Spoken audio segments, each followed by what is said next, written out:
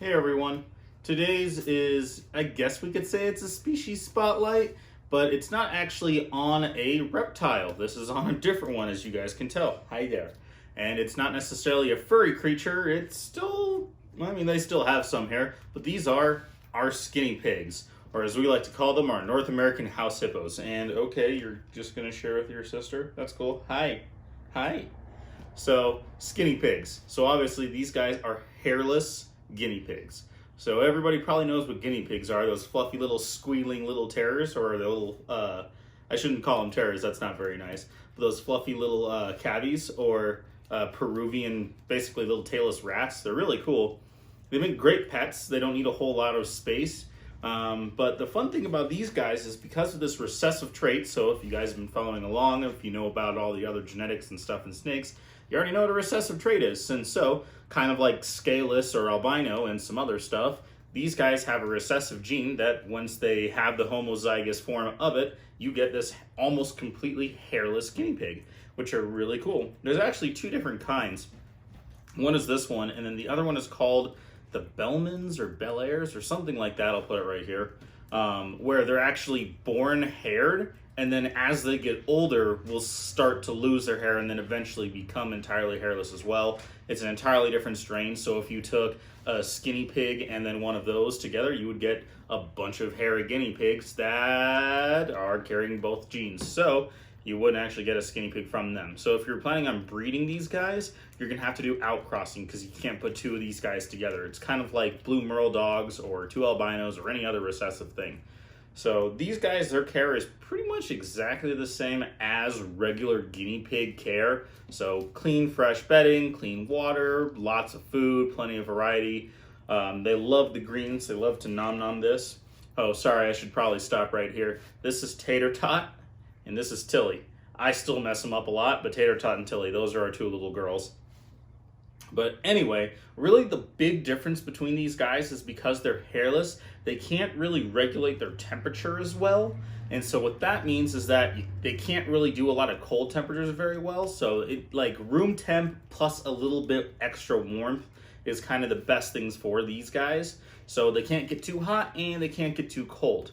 And also because they can't regulate their temperature as well, they have a tendency to eat more than regular guinea pigs too. So a bag of guinea pig food would maybe last 2 or 3 weeks. With a regular guinea pig, these ones, it's more like a week and a half. So we buy a big bag, plus they get a varied diet because they kind of eat a lot of the same stuff as our big tortoises. So they eat the greens, they'll eat vegetables, they'll eat Timothy hay and stuff like that, just like the big tortoises, Speed Bump and everybody else.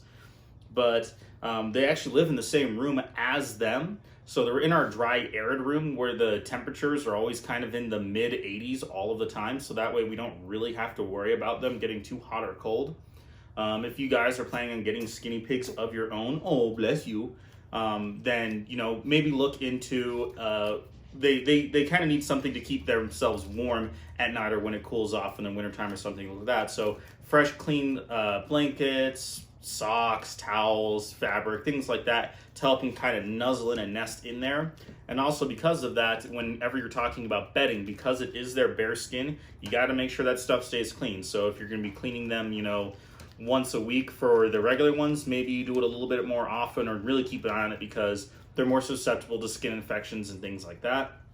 And while we're talking about that, if you're going to have them outside at all, you need to sun lotion them or sunblock them up like you would like if you had a pet pig, which I know a lot of people go, really? But yeah, that's a real thing. Or you or your kids or whoever else, you'll need to put sunblock on them, even if they're not in direct sunlight. And it's probably for the best if you don't actually keep them in direct sunlight to begin with. As well as that, their skin can get kind of dry. And so, and you can even kind of see there, you might be able to see there's a little bit of patch of skin, like kind of right here on their backs, which gets really dry. It's really the only spot on these girls that get kind of dry. And then you can put like coconut oil or something like that on there to kind of help hydrate their skin a little bit.